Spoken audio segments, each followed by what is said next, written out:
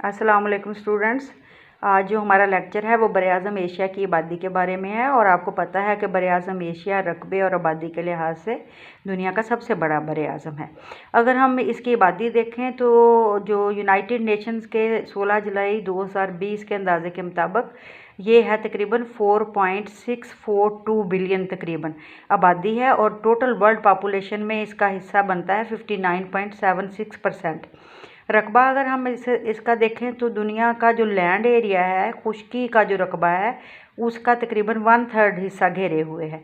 तो बरआज़म एशिया की आबादी देखें और रकबा देखें तो बरआज़म एशिया दुनिया का सबसे बड़ा बरआज़म है। हमने आज देखना है बरआज़म एशिया में आबादी की तकसीम। अगर हम बरआज़म एशिया में आबादी की तकसीम देखते हैं तो इसको हम 3 हिस्सों में तकसीम कर सकते हैं। एक तो वो इलाके हैं जो जहाँ डेंसिटी बहुत ज़्यादा है, गुंजान आबाद इलाके हैं। दूसरे कम आबाद इलाके हैं। फिर बरआज़म एशिया में जितनी भी आबादी है वो किसी एक ग्रोह या नस्ल पर मुश्तमिल नहीं है। यहाँ पर मुख्तलिफ़ नस्लों के और ग्रोहों के लोग हैं। इनके बारे में आज हम जायज़ा लेंगे। नंबर 1 पे देखें आ जाता है बरआज़म एशिया के गुंजान आबाद इलाके। इसमें चीन के दरियाओं की वादियों में मसलन फ़ी मरबा किलोमीटर आबादी 4000 अफराद से भी ज़्यादा है। इसमें अगर हम देखें जो ज़्यादा डेंसिटी जिन इलाकों में है या जहाँ टोटल पॉपुलेशन भी बहुत ज़्यादा है, वो 2 ममालिक हैं बरआज़म एशिया के। एक तो चाइना और हांगकांग है 1.4 बिलियन अफराद के साथ पहले नंबर पर है और दूसरे नंबर पर इंडिया है 1.3 बिलियन अफराद के साथ। इसके अलावा और भी बहुत सारे ममालिक हैं जो ज़्यादा गुंजान आबाद हैं, मसलन बरसगीर पाको हिंद के अंदर पाकिस्तान है। फिर इसके अलावा जो हम देखते हैं ईस्ट एशिया और मानसून रीजन जो है, उसमें मानसून रीजन भी सारा गुंजान आबाद नहीं है। आगे मैं आपको थोड़ा सा इसके बारे में भी बताऊंगी। इंडोनेशिया में आबादी बहुत ज़्यादा है, बांग्लादेश में बहुत आबादी ज़्यादा है। तो इसका मतलब यह है कि यहाँ पर बरआज़म एशिया में जो ममालिक बड़ी बड़ी आबादी रखने वाले, ज़्यादा आबादी रखने वाले ममालिक हैं, उनमें इंडिया, चाइना, इंडोनेशिया, पाकिस्तान और बांग्लादेश वगैरह हैं। और आगे आ जाते हैं हम कम आबाद इलाकों की तरफ। तो जैसे बरआज़म एशिया में ज़्यादा आबादी वाले इलाके हैं बहुत सारे, इसी तरह सारे हिस्सों में बरआज़म एशिया के हर हिस्से में आबादी ज़्यादा नहीं है, बल्कि बहुत सारे ऐसे इलाके हैं जहाँ पर आबादी बहुत कम है और कुछ ऐसे भी हैं जहाँ आबादी ना होने के बराबर है। कम आबाद अगर हम इलाके देखें तो सेंट्रल एशिया के इलाके सारे बड़े बड़े इलाके हैं, एरिया बहुत ज़्यादा है। ये जो कम आबाद इलाकों में, इसमें सेंट्रल एशिया के इलाके, सहराई इलाके, बड़े बड़े बुलंद बाला पहाड़ी इलाके खुश्क और सर्द हैं, बहुत ज़्यादा खुश्क और सर्द हैं। वहाँ पर आबादी का सवाल ही पैदा नहीं होता। और पहाड़ी इलाकों में के अलावा सहरा भी लाखों मरबा किलोमीटर में फैले हुए हैं। जनूब मगरबी एशिया के भी खुश्क और रेगिस्तानी मैदानों में आबादी बहुत कम है। जजीरा नुमा अरब लाखों मरबा किलोमीटर रकबे का वसी इलाका है। आबादी सिर्फ इसकी 17.8 मिलियन है। इस मुल्क का अंदरूनी हिस्सा भी आबादी से इस कदर खाली है कि दूर दूर तक इंसान नज़र नहीं आता। साइबेरिया का वसी मैदान सख्त सर्द है। फ़ी मरबा किलोमीटर आबादी 5 अफराद से भी कम है। एशिया के ज़्यादातर लोग जो हैं वो बरआज़म एशिया में ज़्यादातर लोग देहाती आबादी ज़्यादा है, लेकिन अब शहरों की तरफ मुंतकिली का रुझान बहुत ज़्यादा है, यानी शहरियत भी तेज़ी से बढ़ रही है। अगर हम देखते हैं बरआज़म एशिया में आबादी कोई इलाके तो ऐसे हैं जहाँ पर डेंसिटी बहुत ज़्यादा है, कोई इलाके ऐसे हैं जो बहुत कम गुंजान आबाद हैं।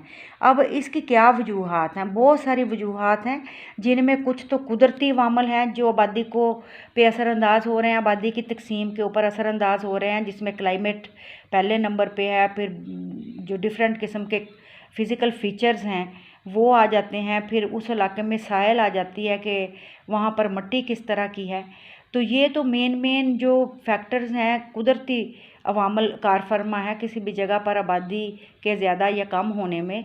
लेकिन इसके अलावा बहुत सारे ऐसे अवामल भी होते हैं जो किसी जगह पर आबादी को कंट्रोल करते हैं, जैसे टेक्नोलॉजी की तरक्की हो गया, सनती जोन हो गया, मिनरल एंड पावर रिसोर्सेज हो गए और ज़िंदगी की दीगर सहूलियात हों। अगर हम मानसून रीजन, जैसे हमने पहले इसमें देखा है गुंजान आबाद इलाकों में, इसमें मानसून रीजन भी आता है जो बहुत ज़्यादा आबादी वाला इलाका है, लेकिन ये नहीं है कि मानसून का इलाका है वो सारे का सारा ही ज़्यादा आबादी वाला इलाका है। वहाँ भी कम आबाद इलाके हैं, मसलन म्यांमार, थाईलैंड, जनूब मशरक़ी एशिया के बेशतर जजीरे मुकाबलतन कम आबाद हैं। हालांकि आबहवा और मुख्तलिफ़ किस्म की मिट्टी पैदावार के लिए बहुत मुवाफिक है। यहाँ पर आबादी कम होने की बड़ी वजह यह है कि इन मुल्कों के ममालिक के अंदरूनी हिस्सों में रसाई मुश्किल है। इंडिया, म्यांमार, इनके दरमियान अराकान योमा रुकावट है। को नाम का पहाड़ी सिलसिला कंबोडिया और थाईलैंड के मैदान को चीन से अलग करता है। इन इलाकों में इस वजह से कुछ तो तबई अवामल कार फरमा है जिसकी वजह से आबादी कम है, और कुछ जो है गैर तबई अवामल भी कार फरमा है जिसकी वजह से आबादी कम है। मतलब ट्रांसपोर्टेशन सिस्टम बिल्कुल भी अच्छा नहीं है, लोगों एक जगह से दूसरी जगह मूव करना मुश्किल है। साइंस और टेक्नोलॉजी की तरक्की नहीं है, सनतें नहीं हैं, मिनरल एंड पावर रिसोर्सेज नहीं हैं। जिन इलाकों में मिनरल्स वगैरह ज़्यादा होते हैं वहाँ पर भी लोग आबाद होने को तरजीह देते हैं क्योंकि उन्हें रोज़गार मुयसर आता है। इसके अलावा बरआज़म एशिया में अगर आबादी देखें तो किसी एक ग्रोह या एक नस्ल से ताल्लुक़ नहीं रखती, मुख्तलिफ़ किस्म के ग्रोहों और नस्ली ग्रोहों पर मुश्तमिल है। अगर हम थोड़ा सा इसको ज़रा डीपली देखें तो सैकड़ों नस्ली ग्रोह मौजूद हैं बरआज़म एशिया में। मंगोल नस्ल की कई कौमें ज़्यादातर मशरक़ी एशियाई ममालिक में आबाद हैं, मसलन चीनी, मंगोल, तिब्बती, कोरियाई। शुमाली साइबेरिया के बेशतर हिस्से में कदीम नस्ल के मंगोल हैं और इनकी तादाद तकरीबन 1 अरब के लगभग है। जापानी लोग मंगोल और मलाय की मखलूत नस्ल से ताल्लुक़ रखते हैं। रूस में सलाफ़ी नस्ल के लोगों की अक्सरियत है। कोकाफ से मशरक़ की तरफ ईरान और वस्ती हिंदुस्तान पर आर्य नस्ल के लोग हैं। मलेशिया में बुरी नस्ल के लोग आबाद हैं। जनूब मगरबी एशिया के अरब और यहूदी सामी नस्ल से ताल्लुक़ रखते हैं। जनूबी हिंद में द्रावड़ लोग बसते हैं। अफ़गानिस्तान में पठान कौम है जो बरआज़म एशिया की मशहूर कौमों में शुमार होती है।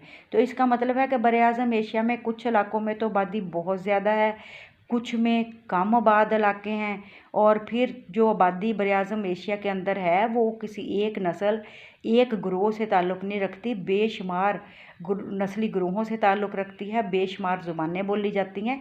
और इस तरह आबादी मुख्तलिफ़ हिस्सों में मुख्तलिफ़, अगर डेंसिटी वाइज देखें और नस्ली ग्रोहों के हिसाब से देखें तो मुख्तलिफ़ तरह की सूरत हाल नज़र आती है। अल्लाह हाफिज़।